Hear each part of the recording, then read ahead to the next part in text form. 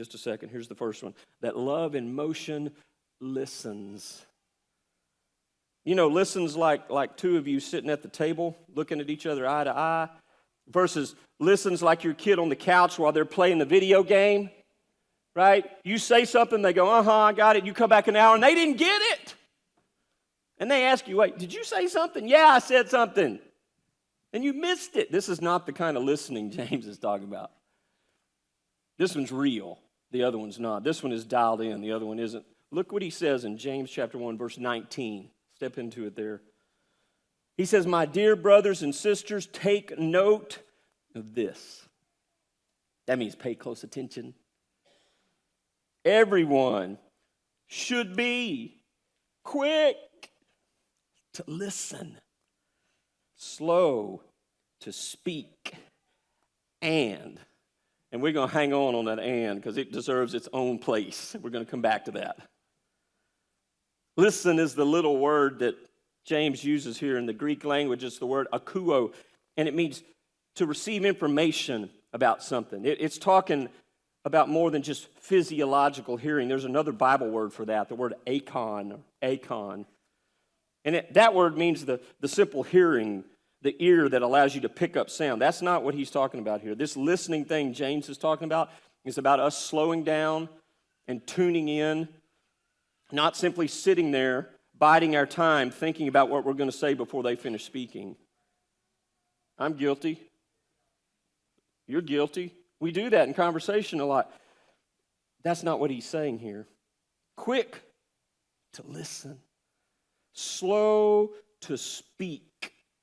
He says, that's a great little Greek term. It means to talk at random. You know anybody like that? You're like, you've used so many words.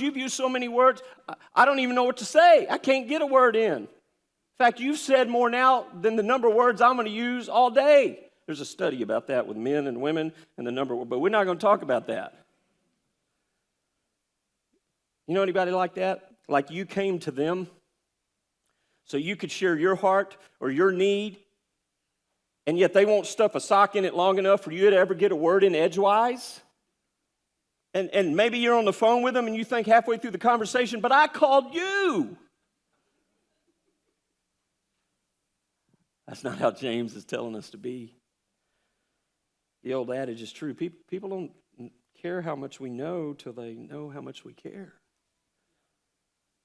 And quite often, caring for other people means having an open heart and a closed mouth.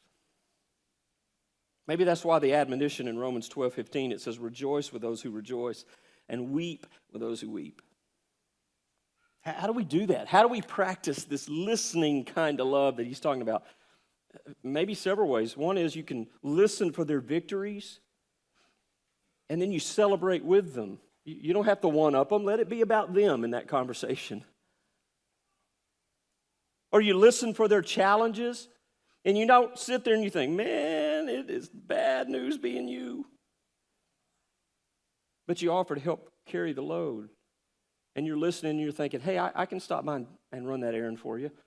No, I'll go pick them up for you. It's okay. Or you listen for their concerns, and then you offer to pray for them right then. Don't say, hey, I'll be praying for you, and that. Stop and pray for them. You mean, Pastor, right there in the restaurant in front of? Yes.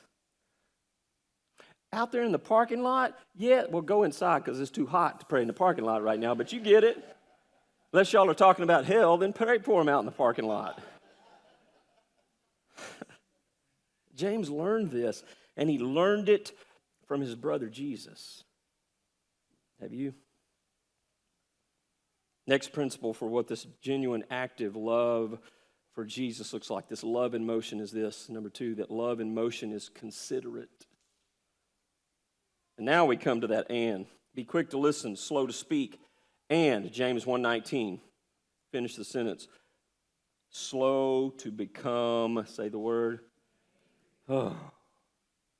Because our anger does not produce the righteousness that God desires. Why is he writing that? Well, it seems anger and outbursts were a real problem for those early day Christians. And honestly, There's a lot for them to get upset about. I just shared with you a little bit of the world that they were living in. But we know from history that their homes were often randomly confiscated for no reason. Their income was just waylaid.